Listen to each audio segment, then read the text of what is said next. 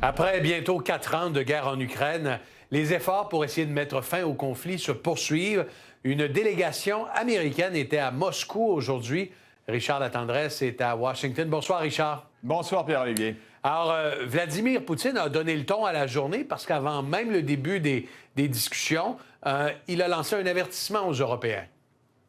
Voilà, un avertissement qui a résonné à travers l'Europe parce qu'il a simplement dit si les Européens qu'ils voient comme des gens qui se braquent, qui bloquent le processus de paix en Ukraine parce qu'ils n'avantagent pas les Russes, si l'Europe veut la guerre, la Russie est prête. Alors tout de suite, ça a été interprété de façon, à juste titre, très guerrière, très menaçante comme déclaration, mais somme toute quand même assez peu crédible, Pierre-Olivier, dans la mesure où on sait très bien, tu le disais d'entrée de jeu, là, on approche du 4e anniversaire de ce conflit-là. La Russie en est encore contre l'Ukraine, un voisin, un ennemi beaucoup plus faible, à gruger une rue par-ci, une rue par-là. On gagne 10 kilomètres ici, une centaine de kilomètres.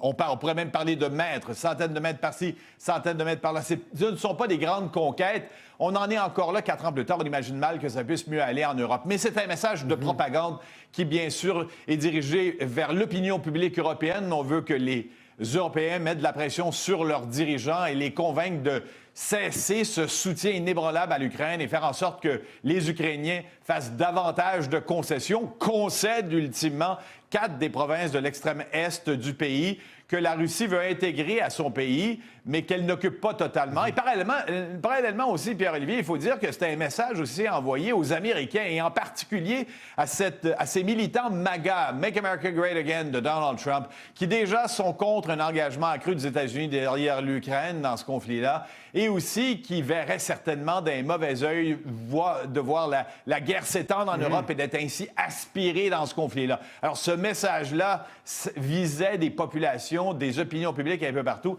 Et c'est sûr que ça a été entendu, certainement. Ça a été entendu, puis ça a donné le ton aux échanges tout au long de la journée. Des échanges qui se sont étirés sur plusieurs heures entre les représentants de Trump et les Russes. Près de 5 heures, Pierre-Olivier, c'était quand même assez intéressant parce qu'on avait à la table, d'un côté, Steve Witkoff, le conseiller, l'envoyé personnel de Donald Trump dans ce conflit-là, et Jared Kushner, son gendre, qui gère fondamentalement des questions économiques, et devant eux, justement, Vladimir Poutine et ses 2 principaux conseillers dans ce cas-ci. Ce qui est intéressant de souligner, c'est que c'est le conseiller diplomatique de Poutine, Yuri Ushakov, qui disait qu'on a discuté des propositions de paix, mais on n'est pas entré dans le détail, on n'a convenu d'aucun compromis et on ne s'est entendu sur aucune éventuelle rencontre, aucun éventuel sommet entre Vladimir Poutine et Donald Trump. Bref, il n'en est pas sorti grand-chose. On n'a pas le sentiment que les Russes ont concédé quoi que ce soit et on se retrouve encore ce soir bloqués dans un processus de paix où les Russes ont le sentiment d'avoir le bon bout du bâton. Merci, Richard. Avec plaisir.